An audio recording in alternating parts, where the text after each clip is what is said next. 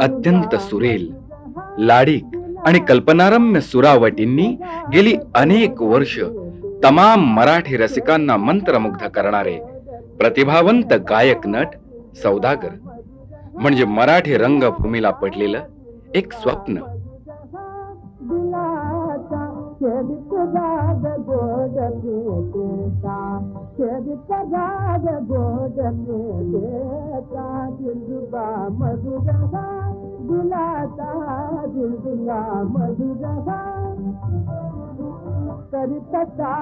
संसार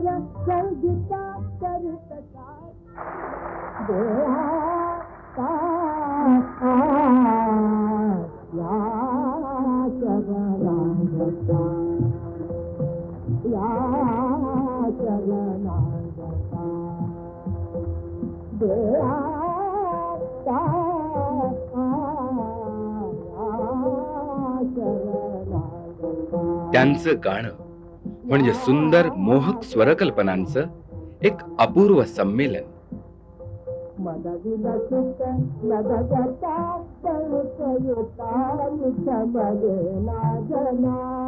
या स्वर सोहळ्याला जाणीवपूर्वक संशोधनाची बैठक आहे. परिश्रमपूर्वक मनन चिंतनातून साकारलेला हा स्वराविष्कार म्हणजे महाराष्ट्राचा मानबिंदू.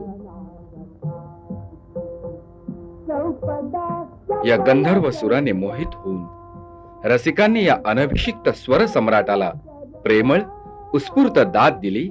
स्वरराज, स्वरराज छोटा गंधर्व.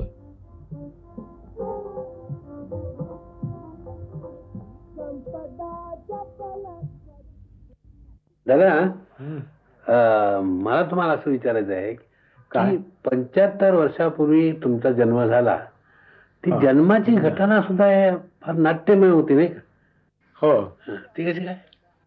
म्हणजे 10 मार्च 1918 रात्री 11 वाजता. अच्छा. म्हणजे शिवरात्रीच्या आदल्या दिवशी.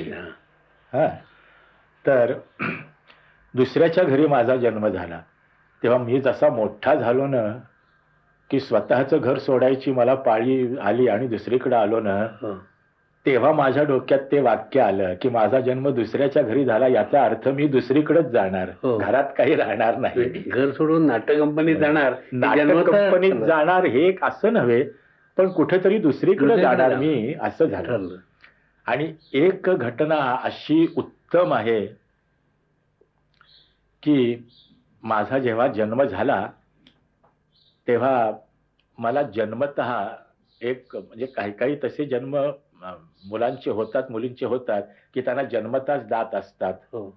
तर मला एक दात होता जन्मतः. पण खेड्यामध्ये हे फार आहे की दात जन्मता असला तर ते फार अशुभ असतं, हो अशी म्हणजे शहरामध्ये सुद्धा तशी समजूत आहे. हो त्यामुळं माझे आई वडीलही खूप घाबरून गेले. काहीतरी आई बापावर संकट असतं, हो जन्मतः मुलाला एखादा दात असला, मुलीला दात असला तर तर तशी त्यांची समजूत झाली. तर माझ्या आईचा एक भाऊ होता. तर तो काही दिवसांनी म्हणजे साधारण 15 दिवसांनी, महिन्यानी डॉक्टर कुर्तकोटी, शंकराचार्य डॉक्टर कुर्तकोटी हो यांच्याकडे माझा मामा गेला. अच्छा हा तर माझी बहीण म्हणाला प्रसूत झालेली आहे, तिला मुलगा झाला, परंतु त्या मुलाला जन्मतः एक दात आहे.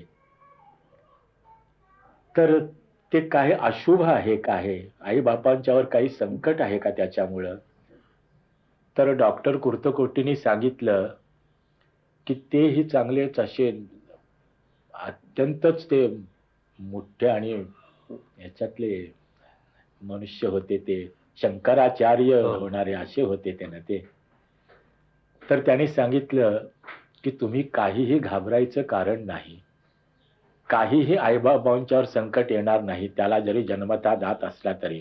पण एक तुम्हाला सांगतो, शंकराचार्य म्हणाले की हा मुलगा मोठा झाल्यानंतर खूप नाव कमवेल. हो वा वा असं हे डॉक्टर शंकराचार्यांनी मी जेव्हा 1 महिन्याचा होतो तेव्हा माझ्या मामाला सांगितलं. हो आणि घटना घडते कशी बघा, त्याच शंकराचार्यांचा आमचा नाशिकला संबंध आला. हा तर नाशिकला डॉक्टर कुर्तकोटी शंकराचार्य आमच्या नाटकाला नेहमी यायचे आणि त्यांना गाण्याचंही ज्ञान होतं.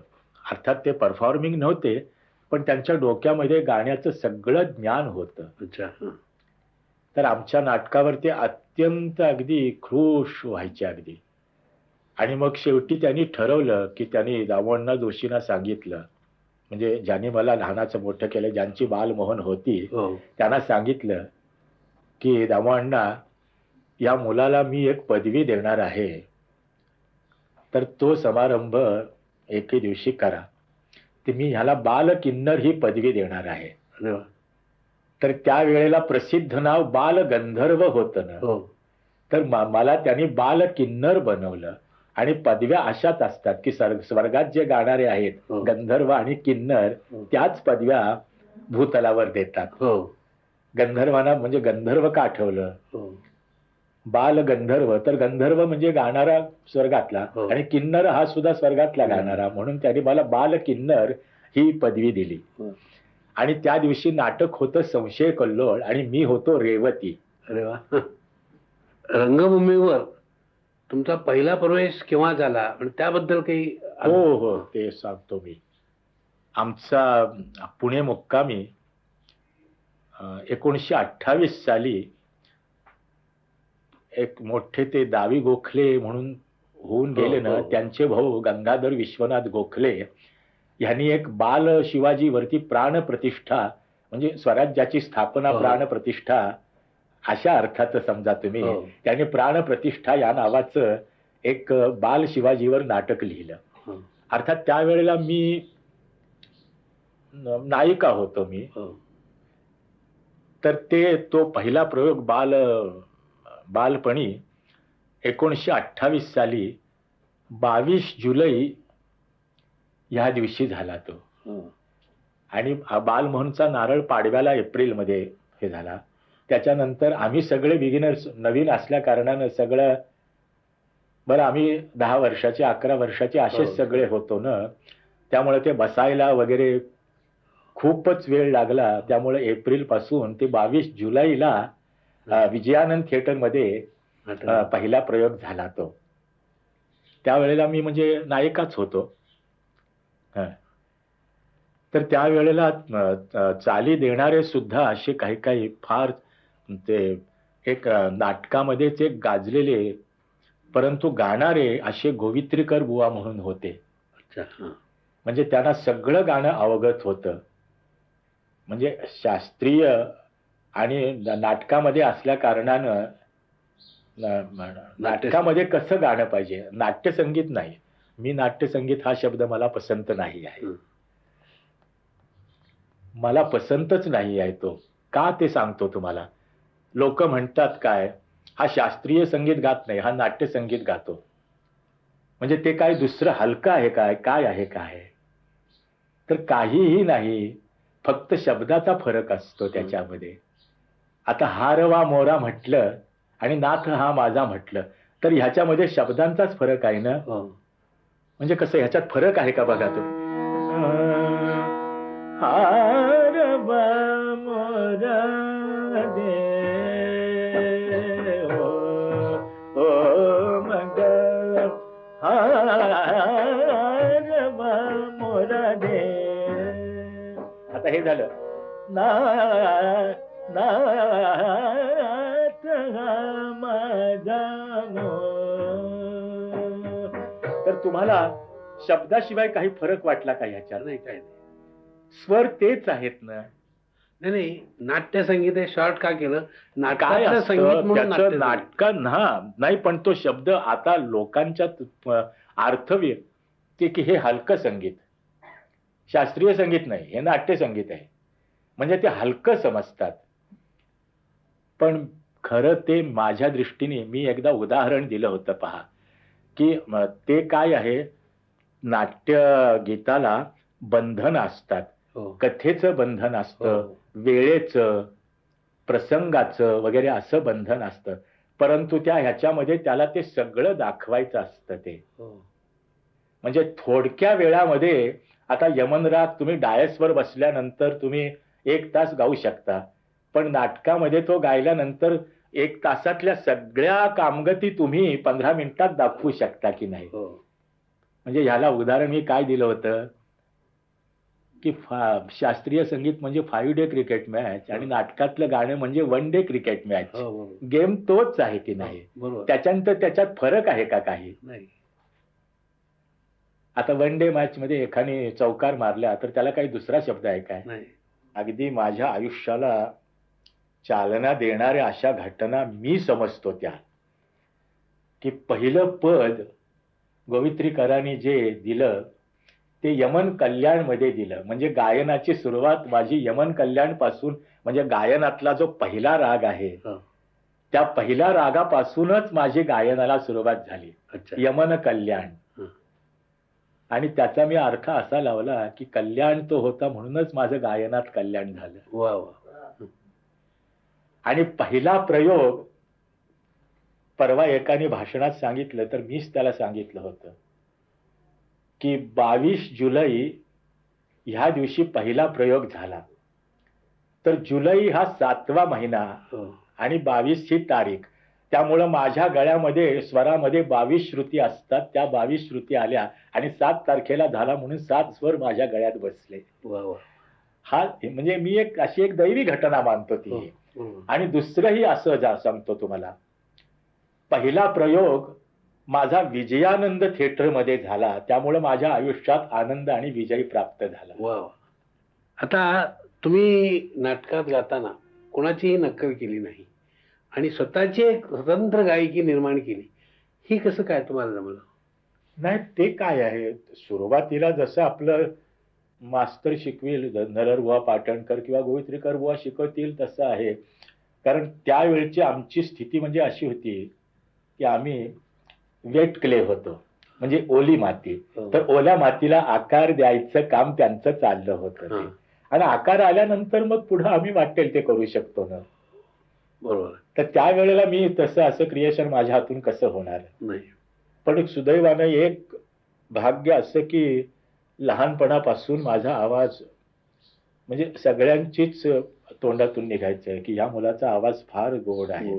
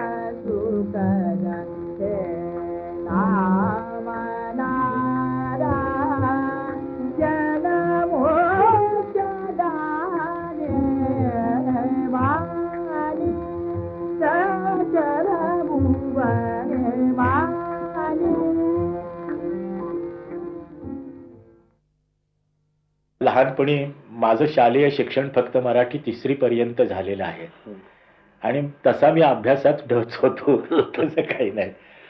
परंतु त्यावेळेला तिथं शाळेमध्ये काही कोणी एखादा शाळेला भेट द्यायला कोणी एखादा मोठी व्यक्ती आली तर वेलकम सॉन्ग म्हणायचं काम मात्र फक्त त्यावेळेला पहिला नंबर माझा. अरे वा. आणि ज्याने बालमोहन हे काढली संस्था त्यांचे सख्खे चुलत भाऊ कोरेगावला माझ्या गावी होते, सख्खे चुलत भाऊ. आणि ते मेळा काढायचे.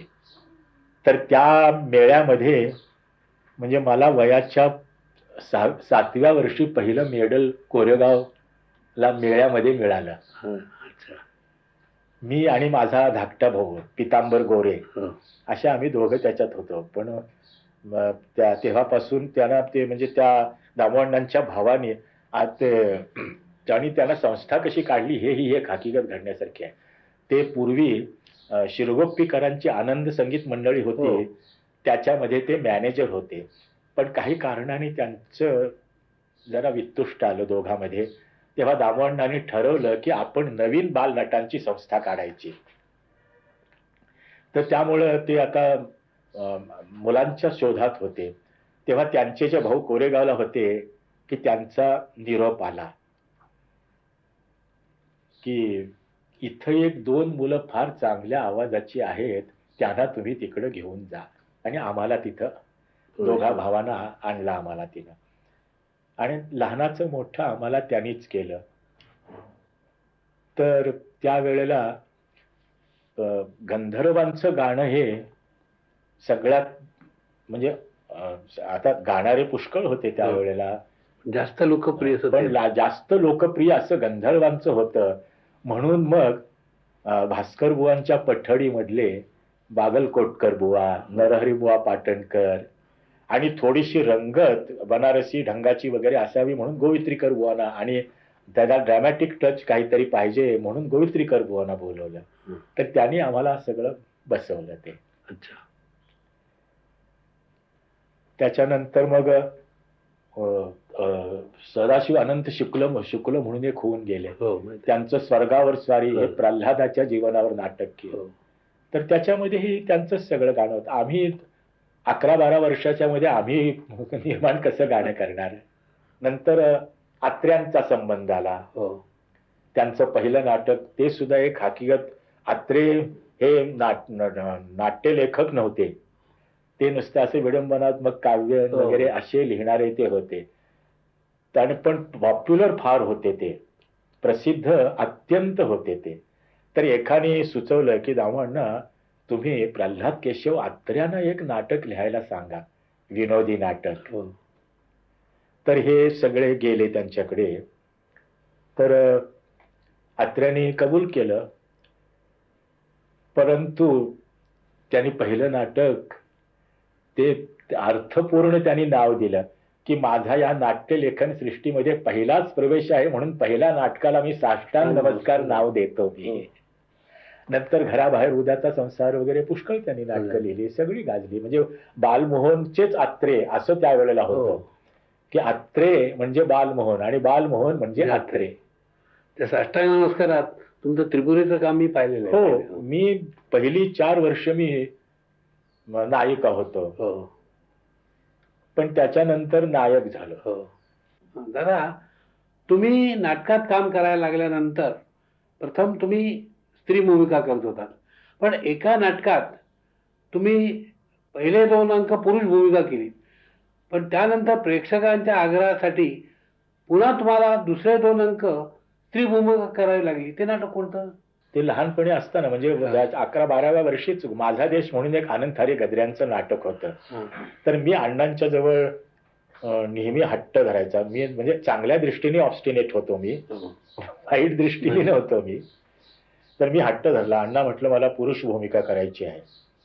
बरं, मग ते माझा देश नाटकामध्ये, आणि आधी त्याचे प्रयोग मनमाडला आमचा मुक्काम होता त्या वेळेला. अच्छा. तर आधी आमचे प्रयोग त्याचे माझा देशचे झाले होते. ते यशवंत संगीत मंडळीचं नाटक ते. त्याच्यामध्ये दामोदर जोशी शिवाजीचं काम करायचे. तर मी ते मी जे काम करत होतो ते म्हटलं मी त्याच्यातलं नाव शेवंती म्हणून नाव होतं. हं. आणि शेवंतीचा जो पती तो त्याचं नाव हंबीरराव होतं. तर मी म्हटलं हंबीररावचं काम करणार. मग मी ते नक्कल वगैरे पाठ केले आणि 4 अंकी नाटक आहे ते. तर त्याला पद नाहीत, काही नाहीत. तो हंबीरराव गद्य. गद्य. तर 2 अंक झाल्यानंतर लोक सगळे आत आले, अहो या मुलाला पुन्हा पहिलंच तुम्ही काम द्या. त्यामुळे 2 अंक नायक होतो मी आणि 2 अंक नायिका पुन्हा झालो. जरा बालवयातच तुम्ही वन्स घेतलेत. तो प्रसंग कुठला, नाटक कुठलं? हो, ती गोष्ट कोल्हापूरची आहे. हां. आणि आमच्या सदाशिव आनंद शुक्लांचं स्वर्गावर स्वारी नाटक होतं. आणि त्या नाटकामध्ये एक शंकरराव सरनाईकांची अत्यंत गाजलेली भैरवी मला घातली होती. हं. त्या चालीवर पद होतं आणि ती चाल होती गोविंदराव टेंब्यांची. आणि नाटक गोविंदरावनीच लिहिलेलं पटवर्धन, म्हणजे द्रौपदी वस्त्रहरण खाडीलकरांनी लिहिलं आणि त्याच स्टोरीवर पटवर्धन नाटक गोविंदराव टेंब्यांनी लिहिलं. तर कोल्हापूरला मुक्काम असताना माझी ती भैरवी सुरू झाली आणि न घडणारी, म्हणजे इतक्या बालवयात न घडणारी घटना त्या दिवशी घडली की जवळजवळ लोकांनी 5 वेळा टाळी दिली. तर त्यावेळेला एकच नट असा होऊन गेला की ज्याला 5-6 वन्समोर मिळाले, असे म्हणजे केशवराव भोसले. तर त्यावेळेला माझं वय होतं 12 वर्षाचं.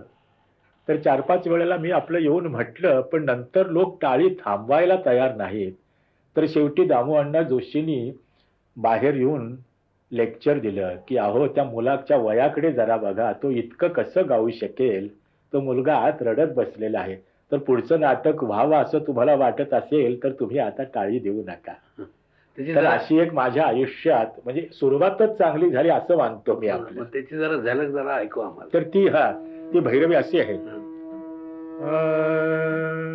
फार गाजलेली होती. आणि त्याच्यामध्ये काय आहे, शंकरराव सरनाईकांच्या ज्या काही व्हरायटीज होत्या त्याच मला बसवून दिलेल्या होत्या. त्यामुळे त्याला हमखास टाळी पडायची. त्याच्यामध्ये माझं स्किल काहीच नाही. तुमचा आवाज हे स्किल नाही का? तेवढंच माझं, पण कौशल्य असं काही नाही. तर पण ती चांगली होती फार.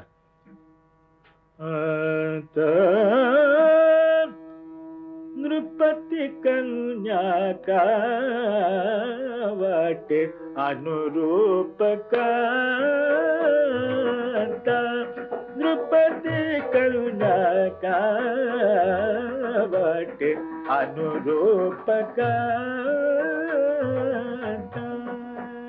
हे तोंड त्याचं. आणि मला जे पद होतं, विफल वरिता कांता आजी आत्मघात. हे सदाशिव आनंद शुक्लांनी केलेलं पद स्वर्गावर स्वारी नाटकामध्ये. तुमच्या वेळच्या नाटक कंपनीचं स्वरूप तर तुम्हाला काही चांगले अनुभव आले असतील आणि कटूही अनुभव आले असतील, नाही का?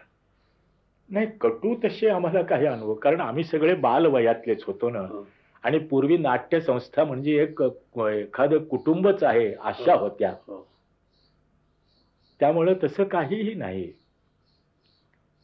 कारण सगळे शिकाऊ वृत्तीचेत ना. त्यामुळं कोण कोणाचं काय करणार. हे लहानपणी झालं. मोठेपणी जेव्हा तुम्ही हे झाला त्यावेळेचे अनुभव काही चांगले असतील, काही वाईटही असतील ना?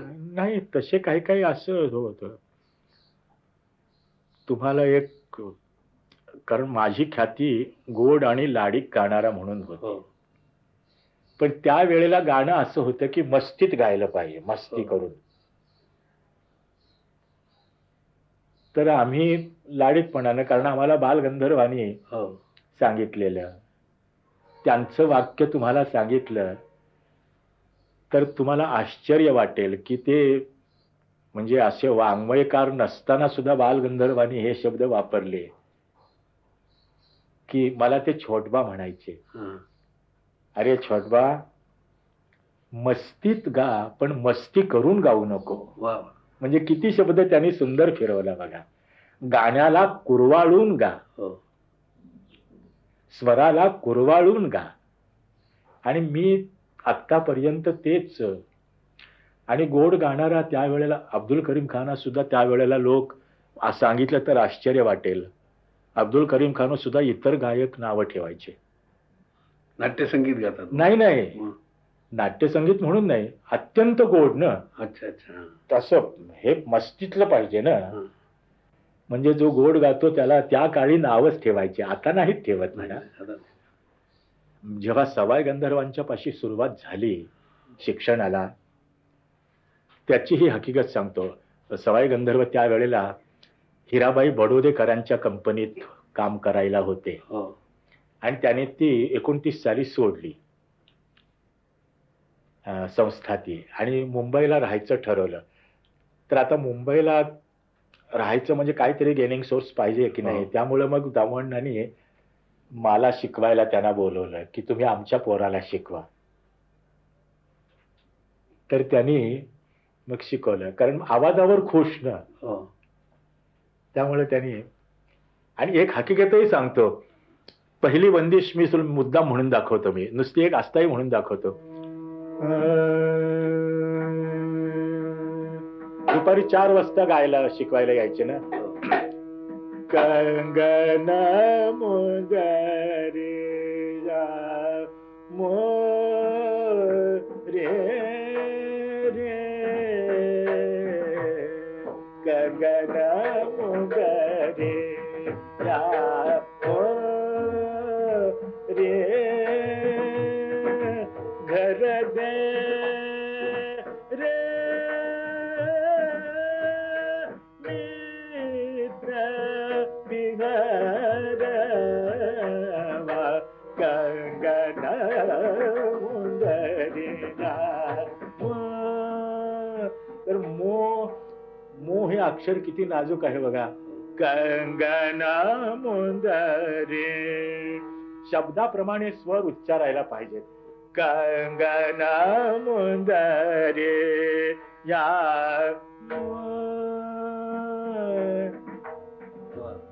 असे. आणि त्यांच्या गाण्यामध्ये ही अत्यंत डेलिकसी होती हो. सवाई गंधर्वांच्या गाण्यामध्ये, आणि त्यांच्यामुळं मला सगळ्यात फायदा झाला. तर त्यावेळेला अत्यंत नावाजलेले असे काही काही गायक होते की ते मला न्यायचे. दामोंडा मी ह्याला गाणं ऐकायला, आणि ते सांगायचे की गाणं शिकण्यापेक्षा गाणं ऐकण्याने जास्ती येतं. हो.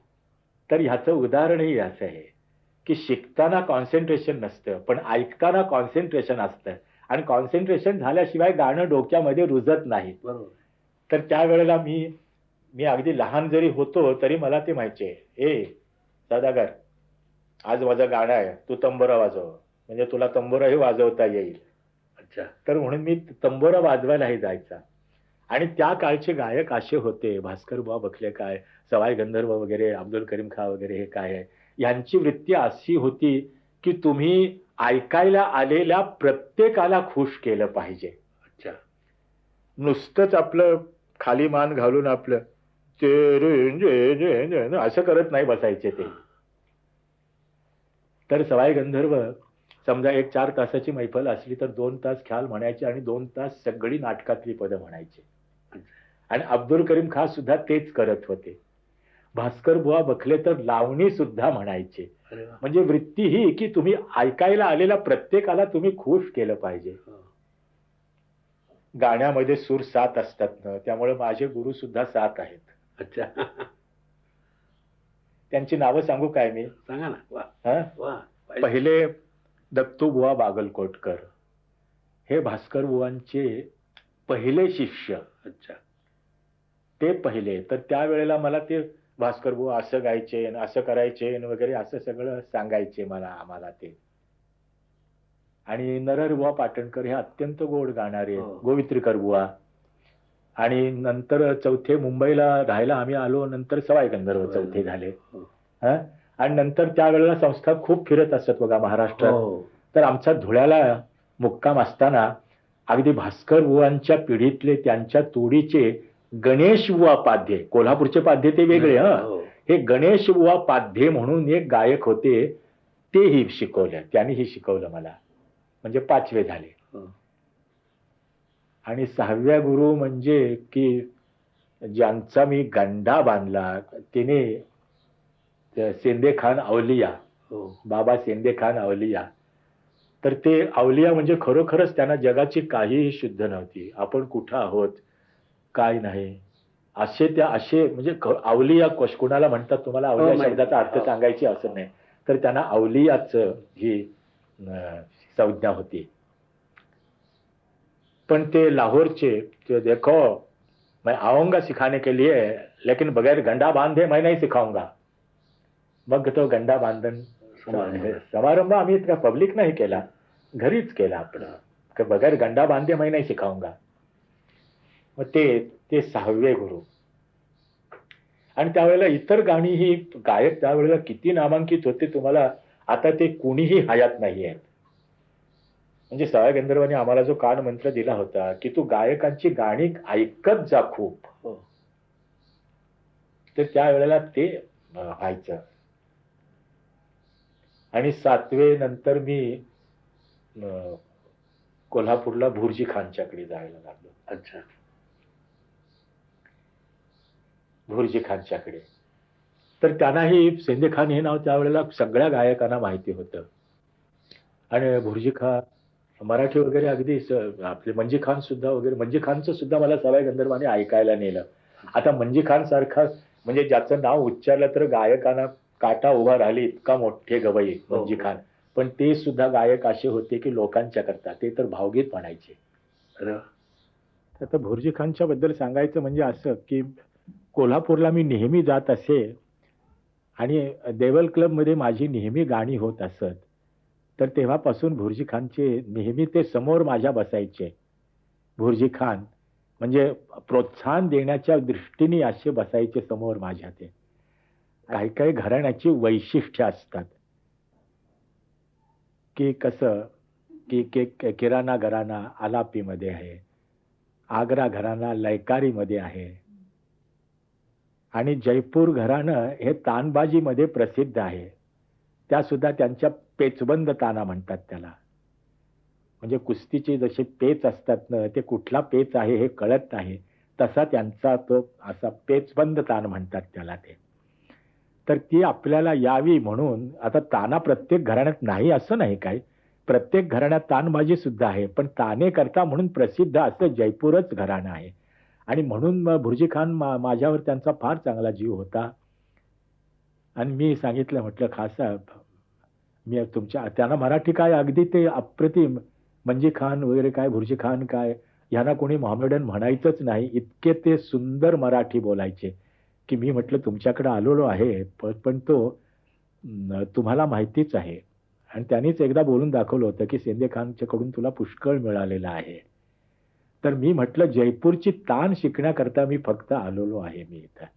तर त्याप्रमाणे ते मला पुष्कळ, आणि मला तर वाटत नाही भुर्जी खानच्या सारखा शिकवणारी व्यक्ती असेल असं. इतकं स्पष्टीकरण ते बोलून सुद्धा करायचे की ते न गाता नुसत्या त्यांच्या बोलण्यावर आपण गाऊ शकतो, इतकं ते उत्तम त्यांची पद्धत होती भुर्जी खान साहेबांची. आणि मग काय काय मला ज्या बंदिशी मिळाल्या होत्या, ही कुठल्या घराण्याची आहे वगैरे असं. तर एक ते तानेपासून सुरुवात होती ती. तर म्हटलं खासाहेब ही कुठल्या घराण्याची आहे? तर त्याने मला सांगितलं ये आलिया फत्तू की लगती है.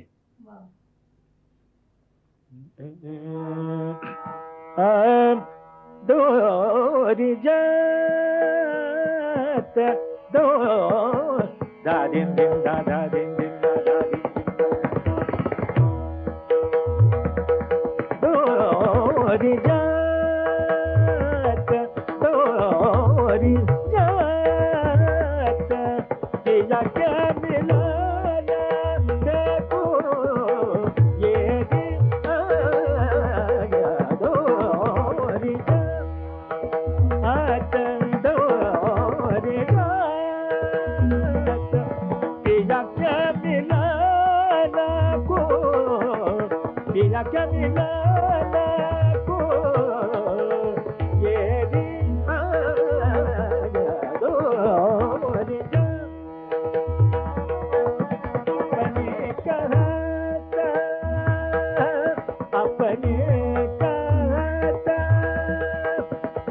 चिनमाने साजिक देखतो ये कात जात दोरीच्या. आणि त्याच्यात काही तानेचे प्रकार असतात. आपल्याला नुसती खटक तान म्हणा, सपाट तान वगैरे. सपाट तान बहुतेकांना माहिती असते, पण लढीबंद तान, खटक तान कशी, तर ते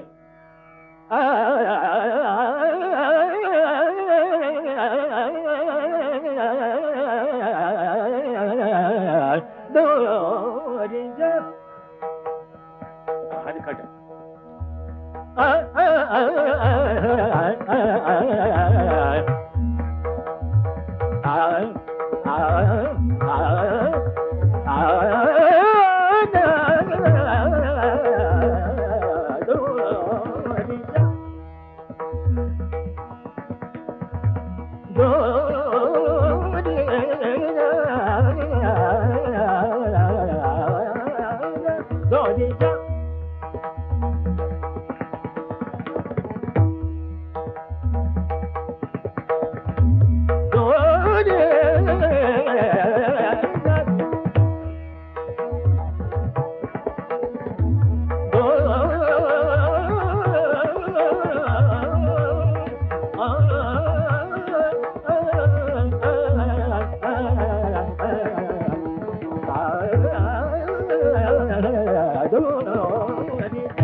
ही थरारी तान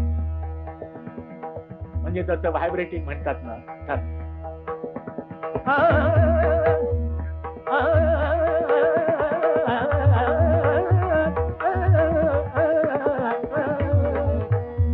थरारी तान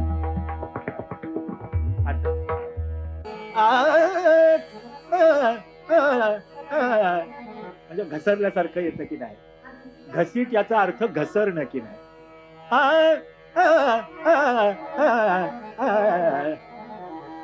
आणि सपाट तानेसारखाच सांगा.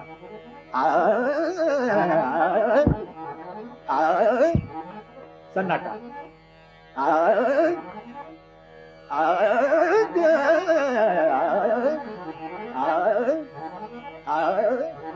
हा सन्नाटा.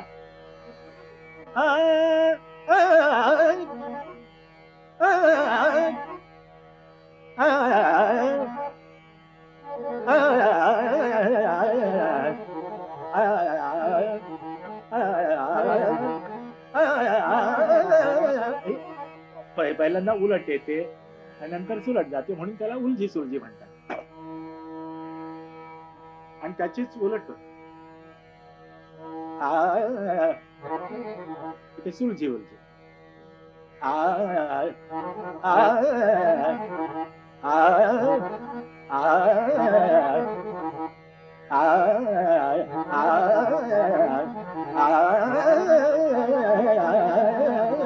आणि हे त्याला पलटाही म्हणतात, पण आम्ही त्याला लढ म्हणतो.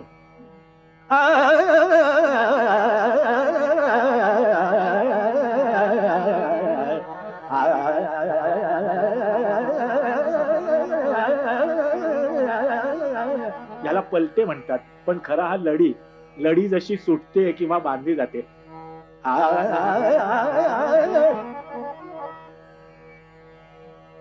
बांधली जाते आणि सुट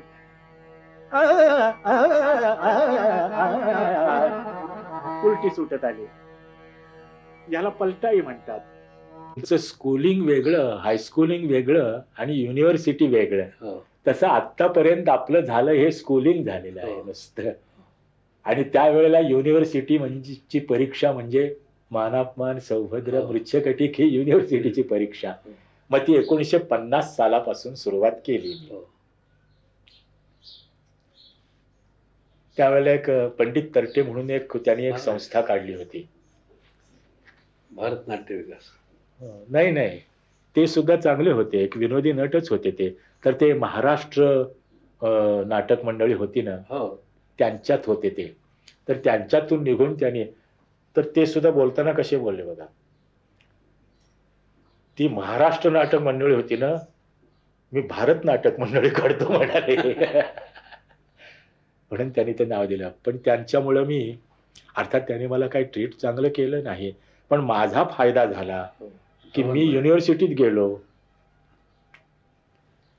आणि एकही तुम्हाला एक सांगतो बघा, त्यावेळेला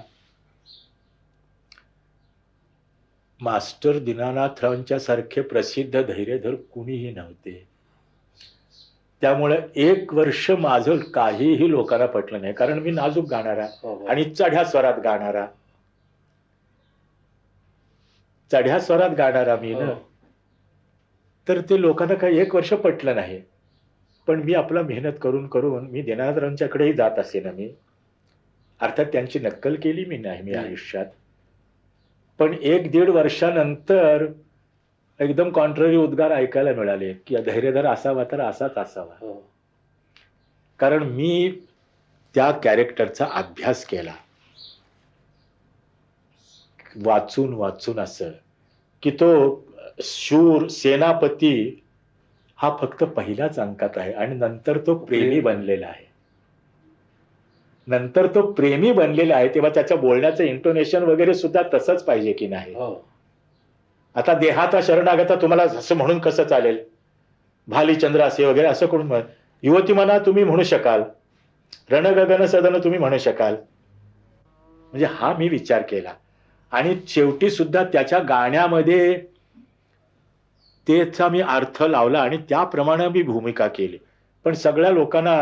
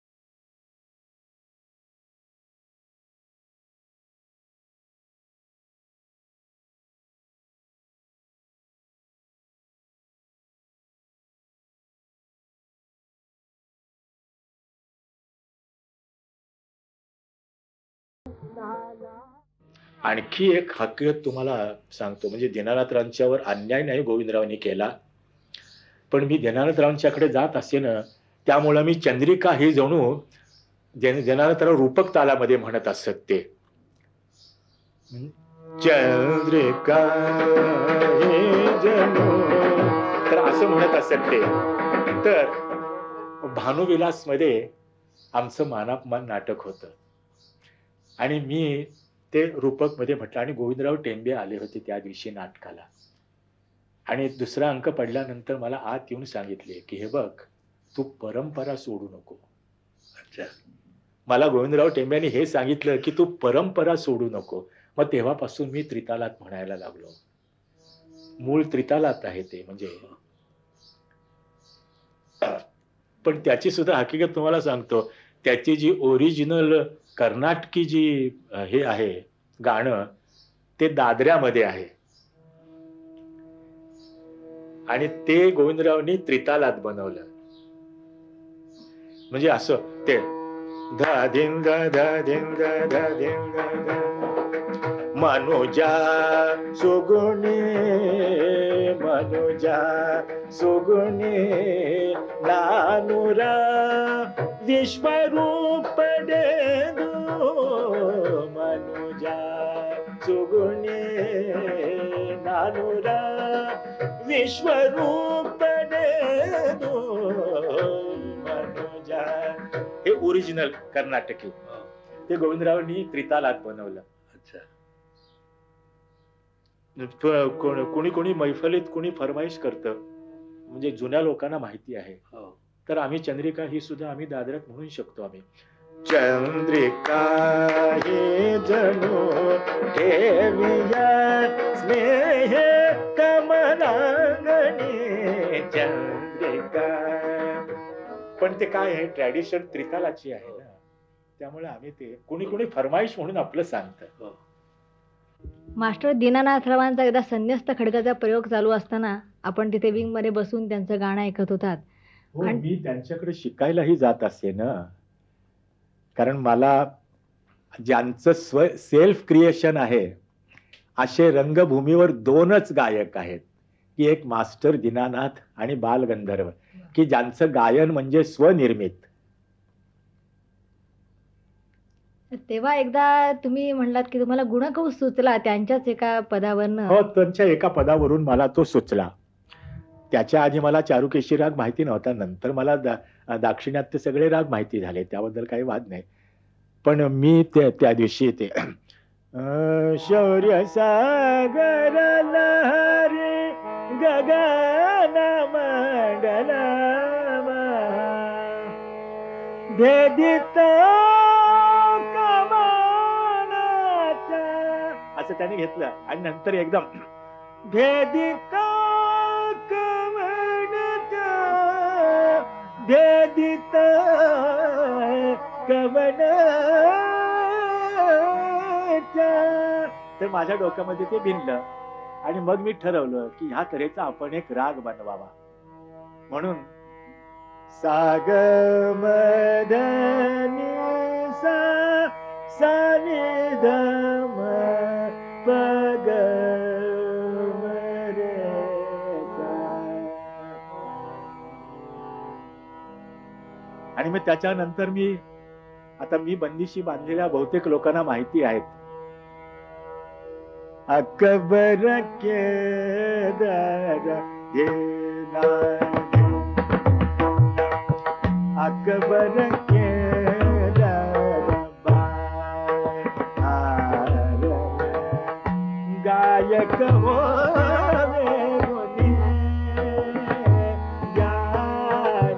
गायक हो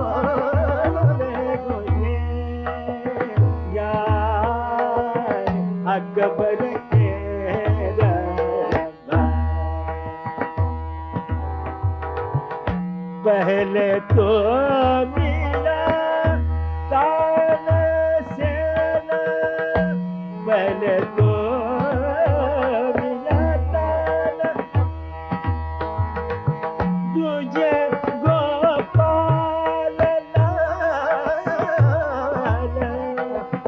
तीजे गुनी रामदास और कहीं सुजाने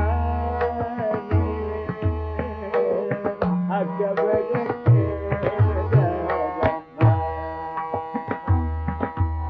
हा मोठा ख्याल म्हणून साजरा बांधला, पण त्याला जलद चीज पाहिजे म्हणून मी एक जलद चीज बांधली. पण थोडा मी अध्यात्मातला असल्या कारणानं ती अक्षरं घेतली आहेत. ती अशी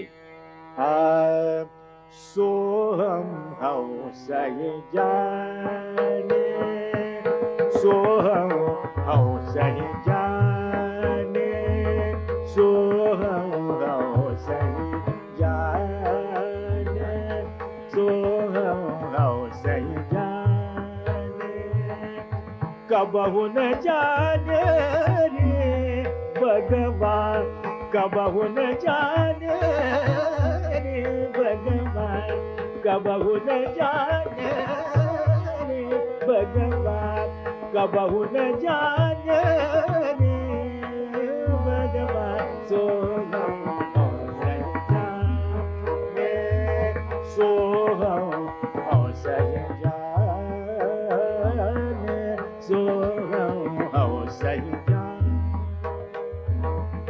कोहओं कूक मधुर पिक जाने कोहओं कूक मधुर पिक जाने कैसे पहचाने कगवा कैसे पहचाने कगवा कैसे पहचाने कगवा कैसे पहचाने कगवा जो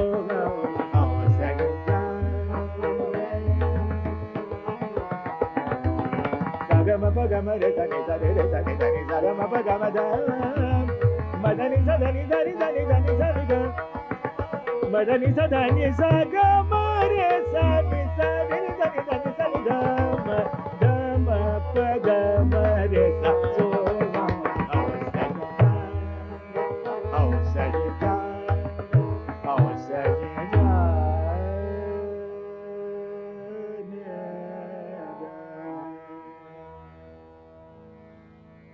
दादा बालमोहन मध्ये तुम्ही संगीत अशा पुरुष भूमिका केल्यात, पण प्रेक्षकांना मराठी रंगभूमीच्या क्षितिजावर पहिला संगीत चांद दिसला तो देव माणूस या नाटकात. हे खरं का नाही? ते गाणं कुठलं? तर एक ते चांद माझाच तुम्हाला सांगतो बघा. पहिली चाल त्याची कशी होती ती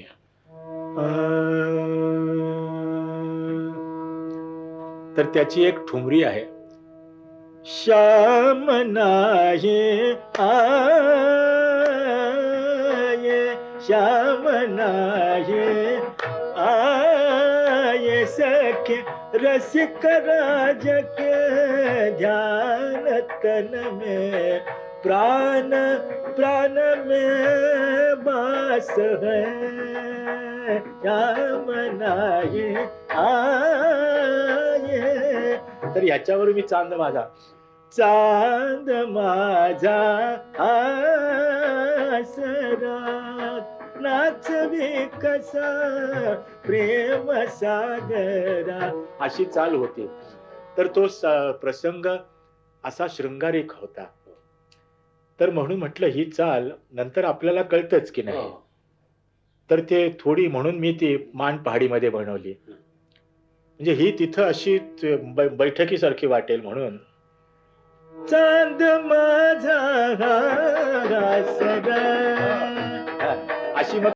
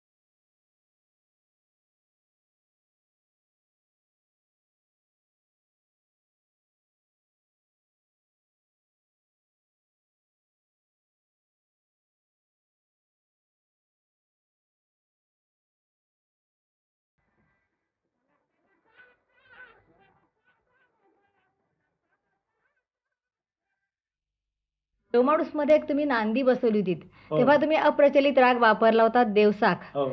त्या रागाबद्दल आम्हाला आधीचा राग स्वरूप काहीतरी त्याचं वेगळं होतं तुम्ही सांगता. ते आधीचं कसं आणि तुम्ही दाखवलेलं कसं? नाही नाही, मी तोच राग नाही. देवसाखचे खरे 2 प्रकार आहेत, हं.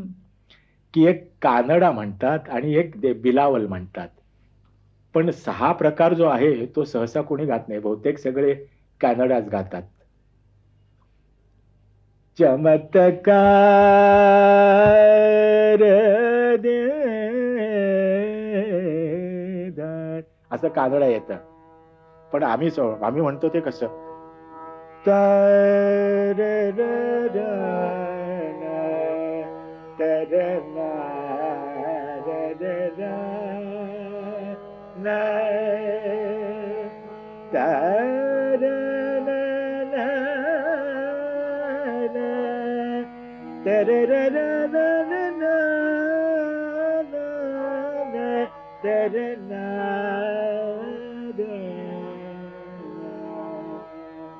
तर देव माणसा म्हणजे नांदी आहे. त्रिनेत्र त्रिपुरारे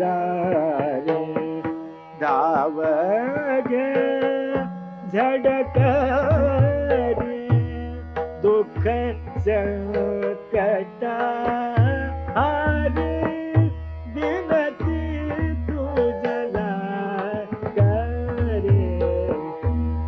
तर ह्याची एक मूळ ओरिजिनल बंदिश आहे. आणि जसे रचनाकार सदारंग आदारंग मनरंग हररंग वगैरे होऊन गेले, तसा एक चिंतामणी मिश्रा म्हणून एक रचनाकार होऊन गेला.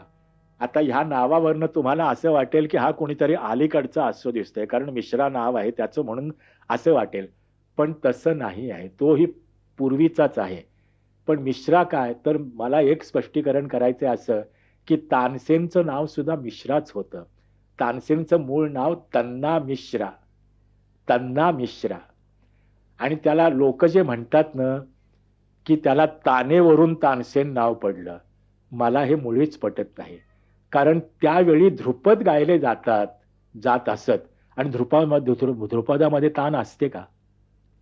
मग तानसेन हे तानबाजी करतो म्हणून त्यांना तानसेनला नाव पडलं असं मी कधी मानेन. मी तन्ना मिश्राचं तन्नासेन असं तानसेन झालं. तर ते देवसाख मधली चीज चंदा कमल भाल चंदा कमल भाल दामने दमकत दमकत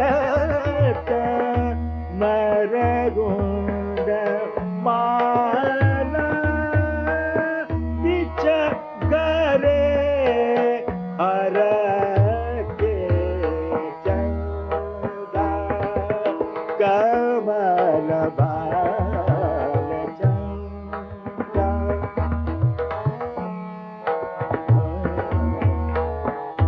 त्रिनेत्र त्रिशूलधर वामांगी पार्वती चिंतामणी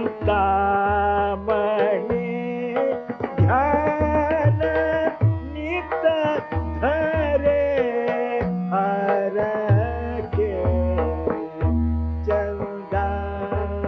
तर 10 दिवसात गम परे सारे नेसा नेसा रे ग.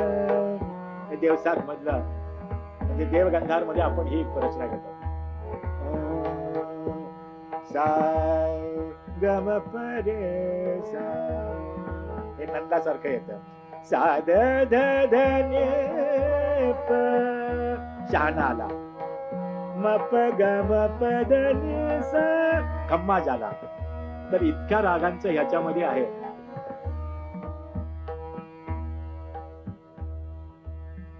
नाहीतर देवसाख मधली बहुतेक चमत्कार दे कानडा. पण आमचा देवसाक तसा नाही. याला नाव देवसाक बिलावल, तो देवसाक कानडा किंवा नुसता देवसाकही म्हणतात याला.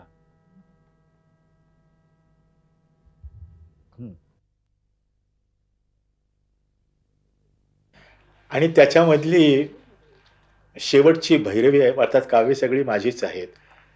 ते भास्कर बुवांची एक प्रसिद्ध, हल्लीच्या कोणाच्याही लोकांना माहिती नाही आहे ती. तर पहिली चाल त्याची कशी होती आणि नंतर मी ती कशी केली. चळ जेवा देव गते, चळ जेवा देव गते, शिरी घाली गाव कुटारते, चळ जेवा देव गते. तर भास्कर वाचे मत जा रे सागर पाने, मत जा रे सागर पाने. मग अशी केली.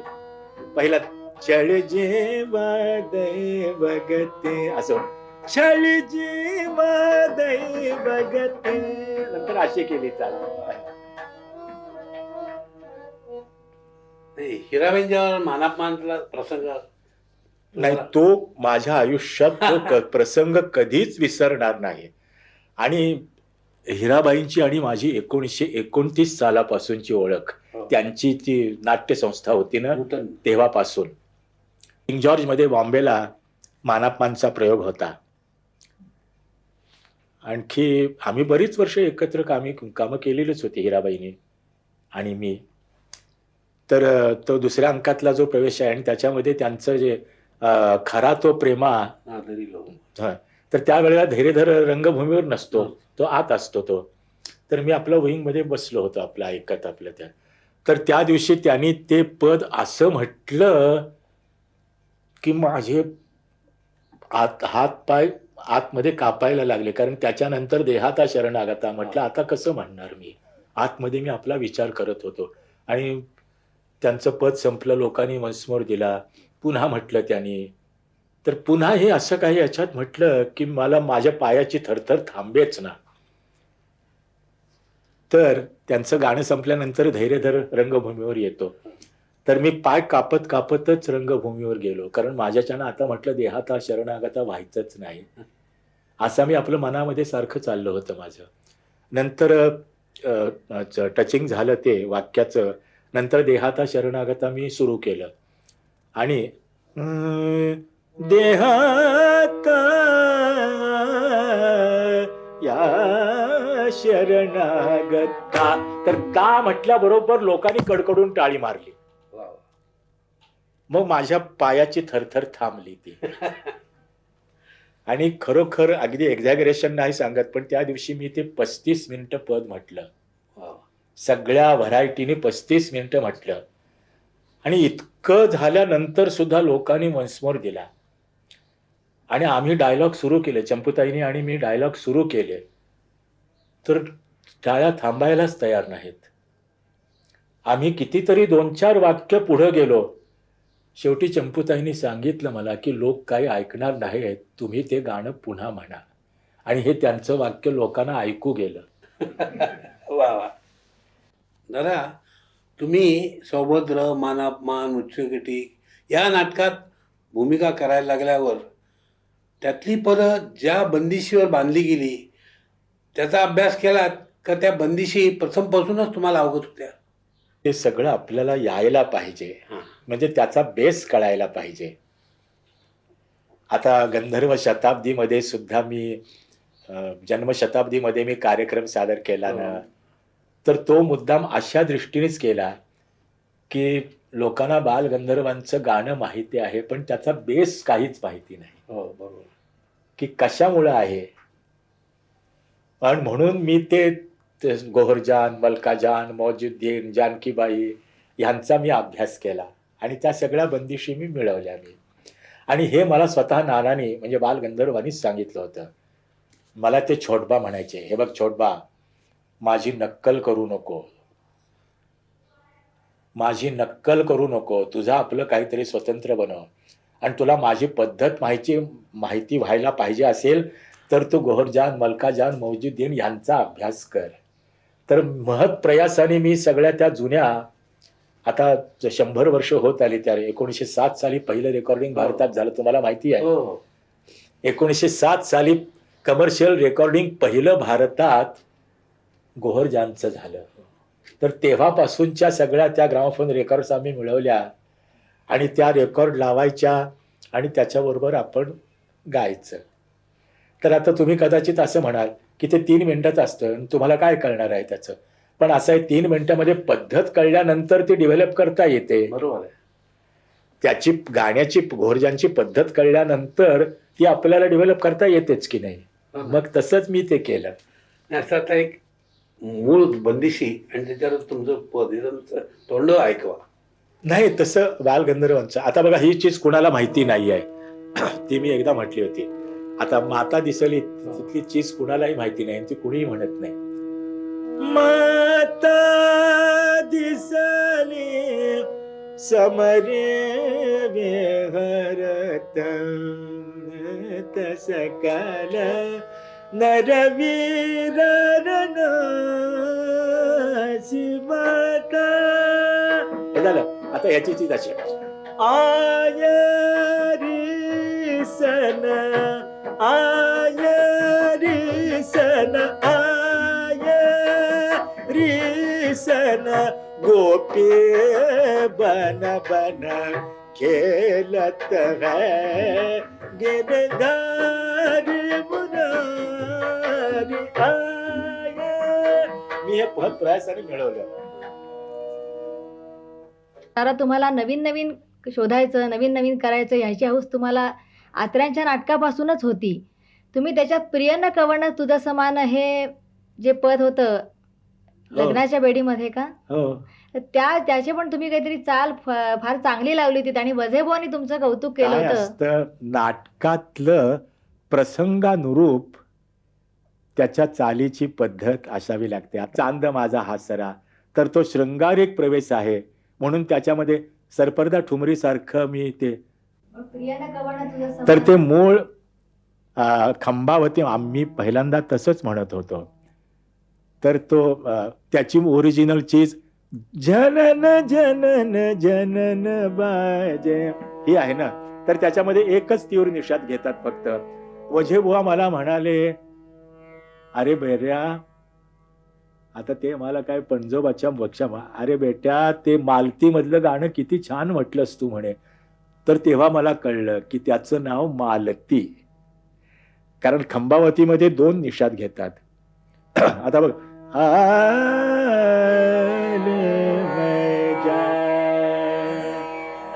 सगरी रन पिया ना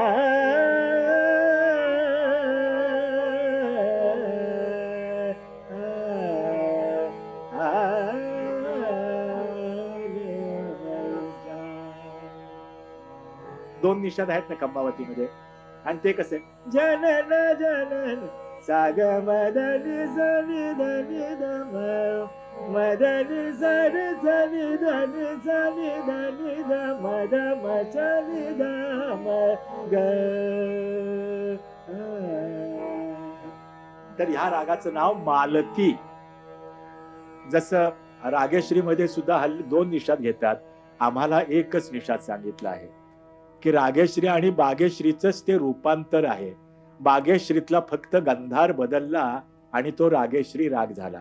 साग मदनी सा नि ध म ग रे सा साग मदनी सा नि ध म ग. आणि रागेश्री मध्ये ग म रे सा असं येत नाही. सा ग म ध नि सा नि ध म ग रे सा. आता विलायत हुसेन खान प्रथम सूर साधे असं घेतलं का, प्रथम असं घेतलं का, प्रथम सुरसा.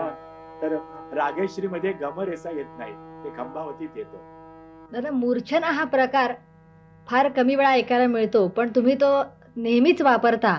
आणि मी असं आहे, मी बहुतेक मूर्छनाचे काय आहे की साधारण मूर्छना आपण प्रकार, आणि ते काय आहे, काही अगदी काय आता दरबारी राग तुम्ही म्हटला तर त्याच्यामध्ये तुम्हाला मूर्छना नाही घेता यायच्या, पण साधारण खम्माज, काफी आणि ओढव राग पण कामगत न करता सा सा रे ग प ध सा सा द प ग रे सा सा रे रे ग प ध सा रे ध. हा एक राग तयार झाला. आता ग ग ग प ध सा रे ग, मालकोश झाला.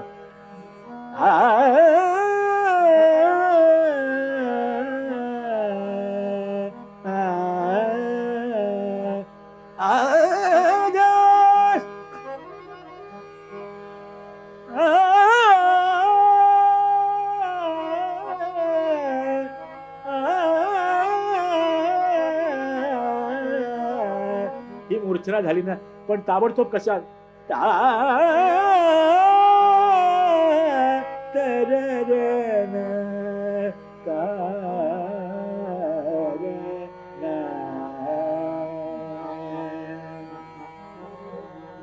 आणि मूर्छना मी ह्याच्या करता करतो की आलापीमध्ये रिपिटेशन्स होत नाहीत, नाहीतर रिपिटेशन्स होतात.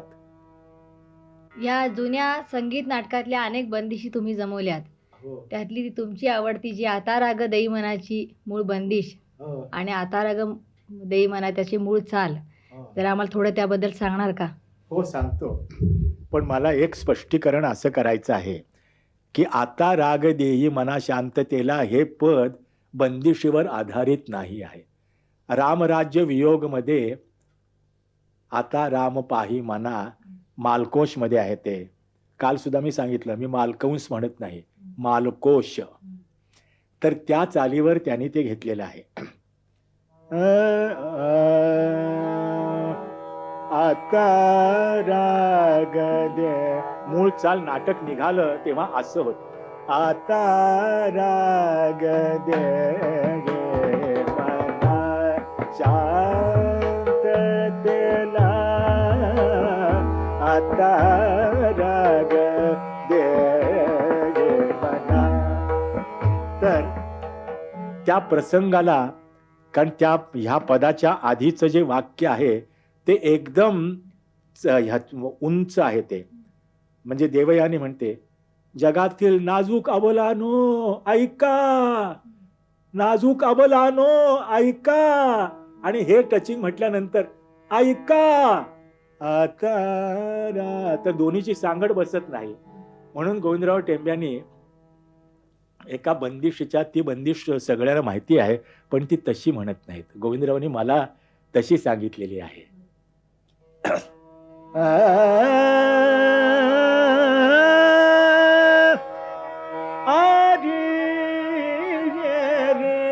सखे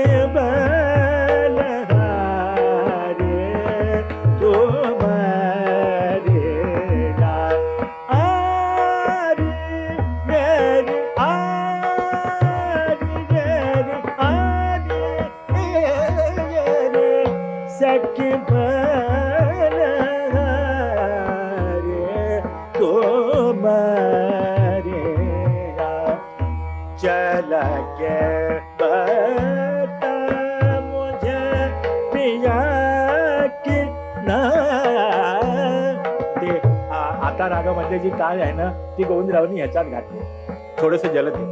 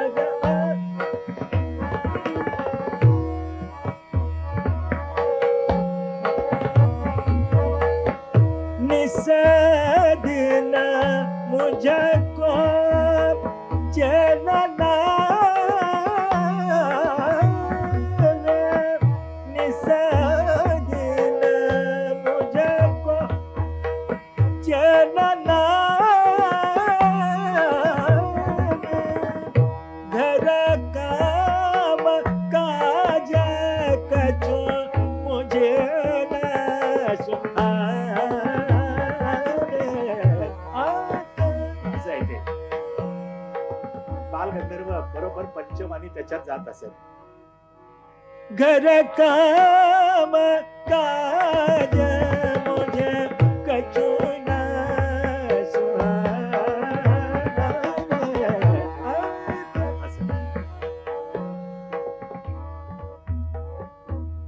दादा तुम्ही जोड राग सुद्धा बरेच बांधलेत. हो, शंकरानंद यामध्ये नंद शंकरा, शंकरा बहार. त्याबद्दल आम्हाला काही सांगा ना जरा. हो, तसं काही नाही, नुसतं आता नंद शंकरा साग पनी सा सानी पग गम पगनी द पगम परे सा आली मेरो भाग आली मेरो भाग जागे आज सुहाग की रात बंधनवा बंधा बंधा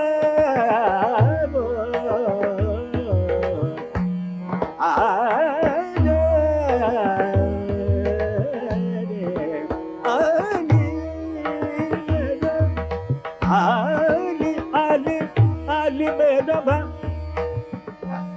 आनंद शंकरा. पण खरं हा राग ग्रांथिक आहे हे मी सांगतो. मी पण त्याच्यात वेगळं जरा केलेलं आहे. तर ह्या रागाचं नाव शंकरानंदी असं होतं आणि बहार असं. बेगे सुधली जो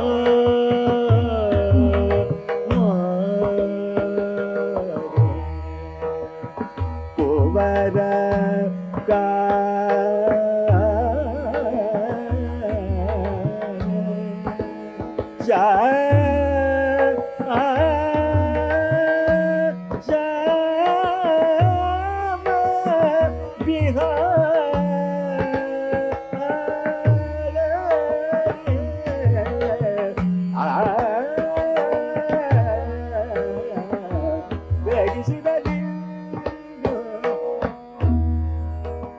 गा pani zali ni zali pa ga pani da zali pani zali ni zali ni zali zali da ni zali ni zali ni zali zali zali zali zali zali da pa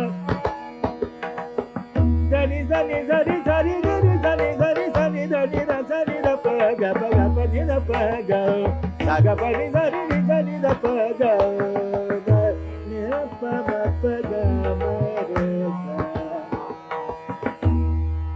अजून सुद्धा एक मी जोड राग बांधलेला आहे. त्याचं नाव बसंती कोश.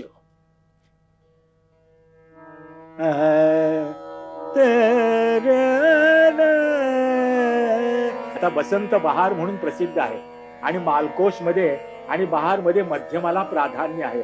त्यामुळं ह्याच्यातून त्याच्यात जाता येतं. सुंदर सुजान पर मोद मुस्कान पर बसुरे के तन असं बहार मध्ये जातात की नाही. बसुरे के तन हे बहारचं जाता येत की नाही. बसुरे के तन पर ठोरन ठगी रे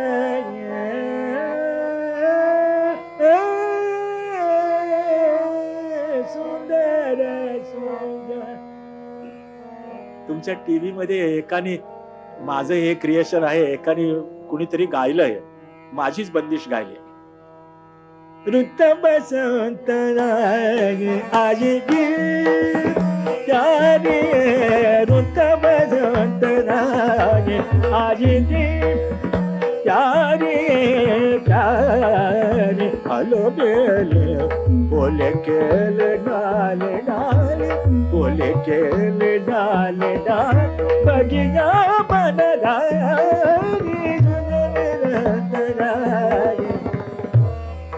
जाते बगिया बन असं बगिया बन धनी सांग सा धनी असं जाता येतं.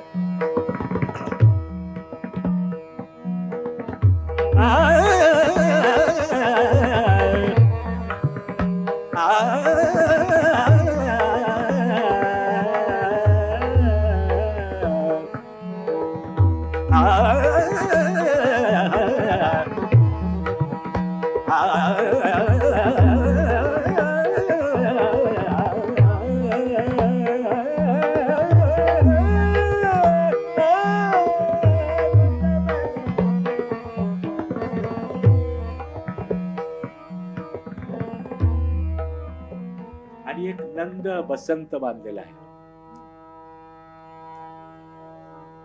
सोजी देणार दे सोजी साचे गुणे सोजी साचे गुणे जो प्रथम सोरसाद जो प्रथम सोरसाद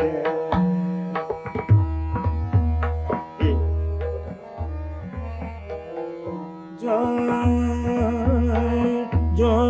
प्रथम सुरसाद सुधा बदन सुधा बचन राग जो सुधा गावे काव्य ही मीच केलेलं आहे.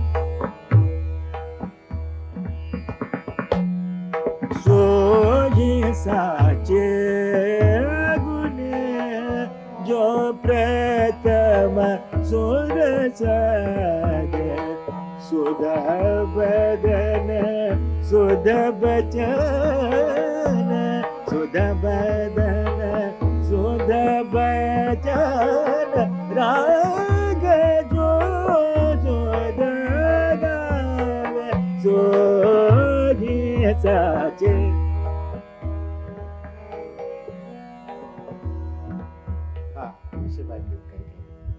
दादा, तुम्हाला 100 वर्षापूर्वीचा दादरा येतो असं तुम्ही नेहमी सांगता. आणि तो तुम्ही एक आहे, मला एके ठिकाणी मिळाला आहे तो. आम्हाला म्हणून दाखवणार का थोडा?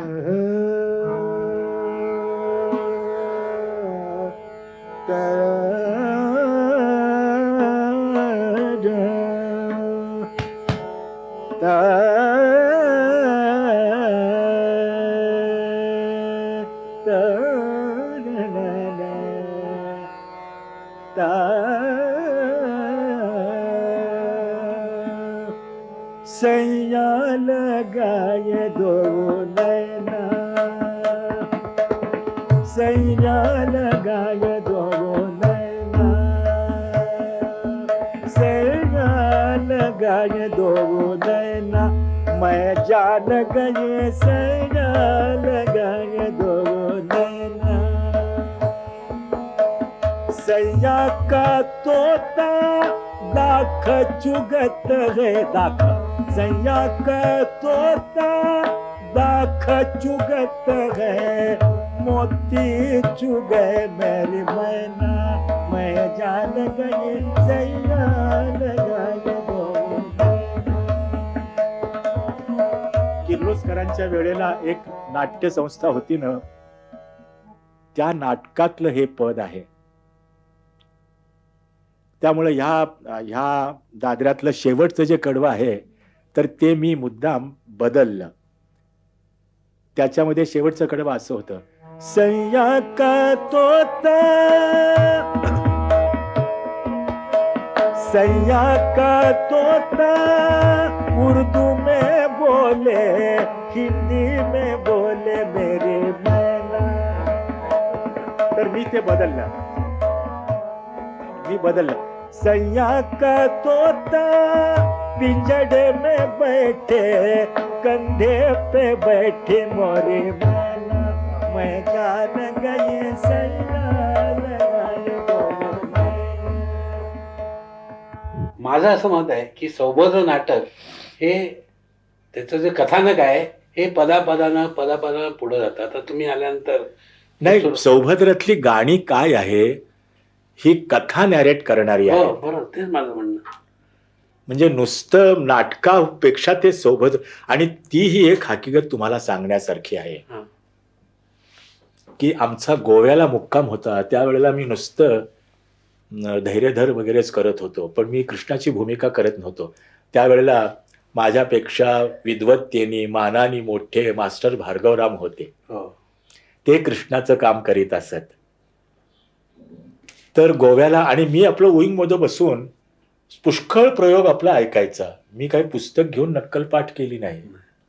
वोईंगमध्ये बसायचं म्हणजे मनामध्ये हे विचार की कधी आपल्याला आयुष्यात मिळेल का कृष्ण व्हायला. परंतु देव माझ्या मागं धावला.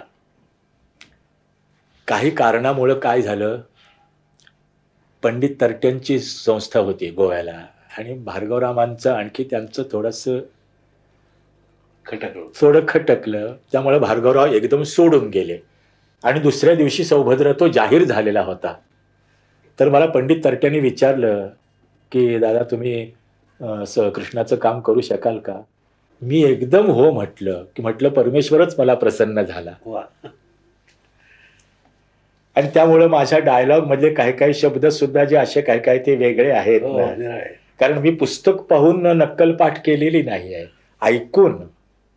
एंट्री झाल्यावर या सुभद्रेच्या लग्नासाठी मला काय करावं लागलं. तर ताबडतोब तो एक शब्दाने सांगितलं ते स्वरामध्ये करतो. तस्करा द्विजगोधन हरला पार्थासी शरण आणले तस्करा. म्हणजे आता हे काय आहे, याच्यामध्ये स्वरही आहे पण कथाही आहे. तेच माझं म्हणणं. तर तुमच्या गायकीवर बालगंधर्वांचा खूप परिणाम आहे. म्हणजे तुमची त्याची बारक्या जागा वगैरे. हो, ते तर आहेच. आम्हाला त्याने जो कानमंत्र दिलेला आहे ना, त्या दृष्टीने आम्ही गातो. आमच्या एका प्रयोगाला बालगंधर्व अध्यक्ष होते. अच्छा. विजयानंद थिएटरमध्ये होतं आणि त्याने सगळ्यांना सांगितलं ऑडियन्सला की माझं नाव हाच पोरगा पुढे चालवेल. अरे वा. हे कोणालाही खरं वाटायचं नाही, पण ईश्वर साक्ष हे त्यांच्या तोंडचं वाक्य आहे. आणि त्याने आम्हाला असं व्होकल काही शिकवलं नसलं तरी असं सांगायचे फार कसं करायचं गाण्याचं. आता लोक असं म्हणतात तुम्ही नाटकात जेवढं रंगून गाता तेवढं मैफलीत नाही, असायचं कारण का. नाही, मैफलीची पद्धत माझी मी स्वतंत्र बनवलेली आहे. म्हणजे असं घुमत गायचं नाही. तुम्ही लोकांकरता काहीतरी गायलं पाहिजे ना. अच्छा. म्हणजे ऐकायला आलेल्यांच्याकडे लूक पाहिजे ना. हो. का उगीच आपलं खाणी मुंडी घालून घालायचं. म्हणजे तेच शास्त्रीय काय, आणि शब्द ब्लर्ड उच्चारणं म्हणजे शास्त्रीय गाणं का. पण आम्हाला सेंदे खान साहेबांनी धडा दिलेला आहे की लफ्ज अच्छी तरह से निकालो.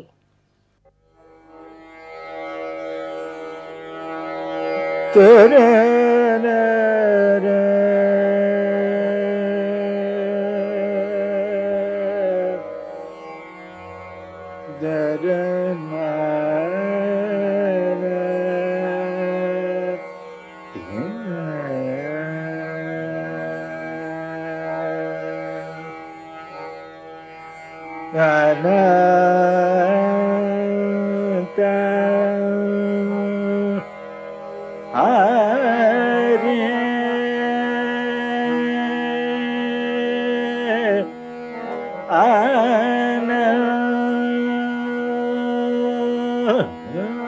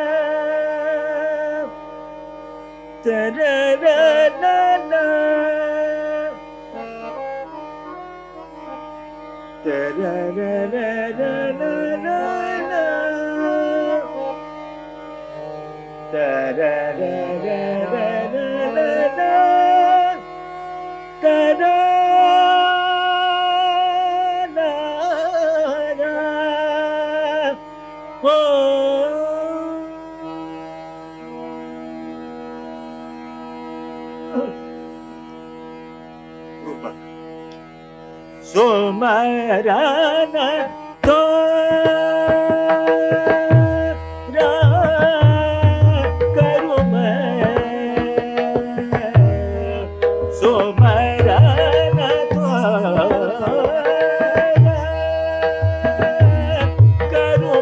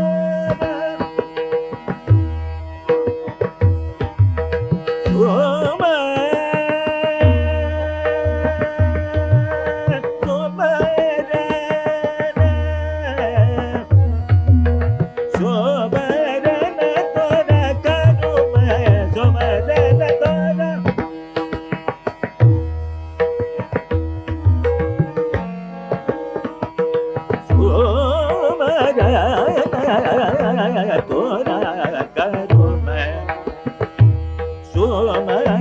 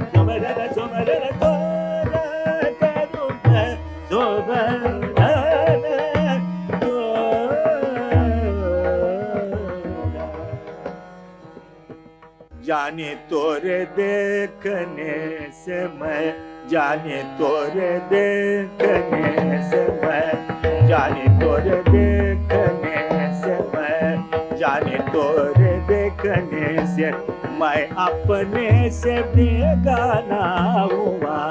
जाने तोरे देखने से मैं, जाने तोरे देखने से मैं अपने से बेगाना हुआ।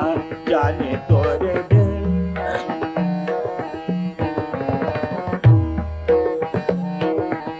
सनम बताए खुदाई, सनम बताए खुदाई, बात बस ये क्या हुआ, बात बस ये क्या हुआ।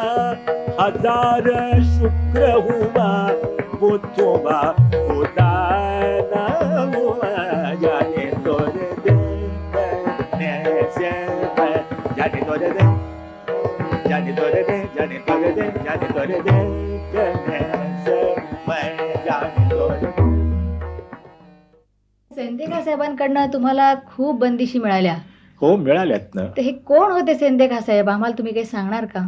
ते काय आहे, त्यांची माझी गाठ पडली तेव्हा ते 60च्या पुढं होते, पण तसे थोडेसे परफॉर्मिंग होते ते, पण त्यांच्यापाशी अत्यंत होतं आणि हे सगळ्या मोठमोठ्या गायकांना माहिती होतं ते. कारण असा एक प्रोग्राम नंतर त्यांचे कमी होतात झाले ना, त्यामुळे ते कुणाला माहिती नाही, पण मोठमोठ्या गायकांना ते सगळ्यांना माहिती होते ते. आणि म्हणून देवधरांनी सुद्धा त्यांना स्वतःकडे बोलवून घेतलं. मी जेव्हा त्यांचा गंडा बांधला तेव्हा देवधरांनी कळलं की असा असा मी गंडा बांधलाय, तेव्हा त्यांनी त्यांना बोलवून घेतलं. त्यांच्याकडे बंदिशी खूप होत्या, पण ते अवलिया होते असं खूप हो, सांगतात. ते फार अवलिया म्हणजे, आता अवलिया शब्दाच्या अर्थाचं स्पष्टीकरण काही मला करायचं नाही. अवलिया म्हणजे कोणाला म्हणतात हे सगळ्यांना माहितीच आहे, की ज्याला जगाची काहीही शुद्ध नाही, स्वतःची हे नाही, अशा तऱ्हेचे ते होते ते. म्हणजे रस्त्यावर बसले तरी सुद्धा म्हणेल की हे मेरा घर ही है, अशा तऱ्हेची अवलिया वृत्ती असते ती. मग तुम्हाला ते शिकवायचे कसे? म्हणजे, बरोबर असं म्हणून दाखवायचे जास्त हो का? म्हणायचे मला. म्हणजे ज्या गुरुने आतापर्यंत शिकवलं की शिकवणाऱ्याच्या समोर जास्ती गायचं आपण. आणि खान साहेबांचं, सेंदेखान साहेबांचंही तेच होतं की ते बरोबर स्वतः गायचे आणि मग मला. आणि त्यांचं घराणं ग्वालेर घराणं, ते मूळचे लाहोरचे, पण ते नेहमी मेरा हद्दू हस्सू खान का है घराणा असं सांगायचे ते. आणि त्यांचं अर्थाकडे फार लक्ष होतं. चिजांच्या अर्थातले शब्द बरोबर त्याचा अर्थ मिळाला पाहिजे. त्याचं एक उदाहरण सांगतो बघा. एक पूर्या कल्याण किंवा पूर्वा कल्याण मधली प्रसिद्ध चीज आहे. आज सोबना लोक म्हणतात, पण मला त्यांनी शिकवली आज सुदीन आया, आज सुदीन आया, लाड लडाव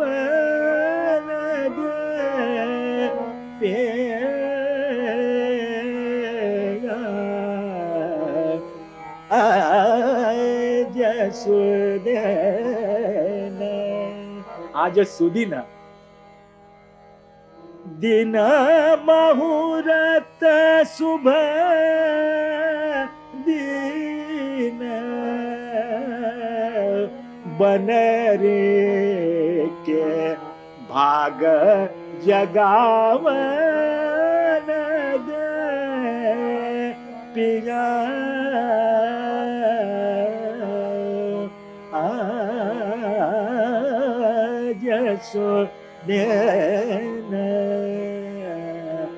बघा आता मी म्हणून गद्य म्हणून आज सुदिन आया लाड लडावन दे पिया धन मुहूर्त शुभ दिन बनरी के भाग जगावन दे. तर आस्थाईमध्ये काय आहे, लाड लडावन दे आणि अंतऱ्यामध्ये बनरी के भाग जगावन दे म्हणजे तिचं भाग्य जाग कर. आता अर्थ पटला ना तुम्हाला?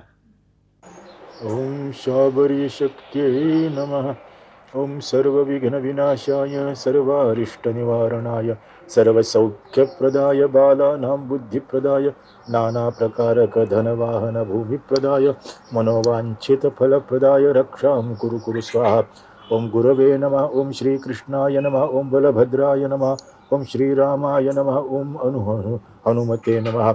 ओम शिवाय नमः. ओम जगन्नाथाय नमः. ओम बद्रीनारायणाय नमः.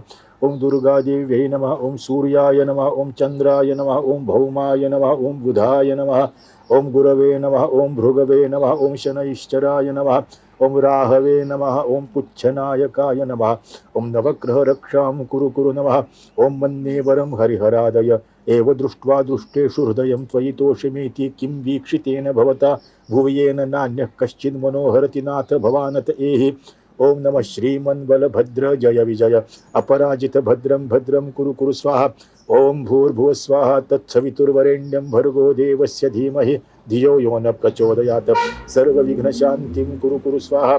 ओम ऐं ह्रीं क्लीं श्रीं बटुकभैरवाय आपदुद्धरणाय महानमस्याय स्वरूपाय दीर्घारिष्टविनाशाय विनाशाय नानाप्रकारभोगप्रदाय मम सर्वारिष्टं हन हन पच पच हर हर कच कच राजद्वारे जयं कुरु कुरु व्यवहारे लाभं वर्धय वर्धय रणे शत्रुं विनाशय विनाशय.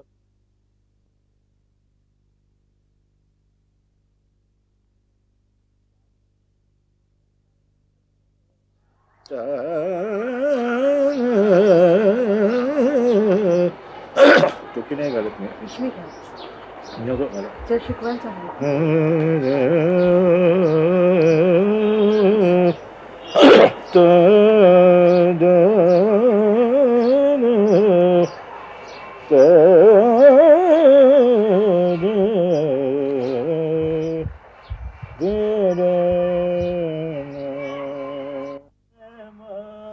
तुम हो हजरत मौला अरे रसूलुल्लाह अरे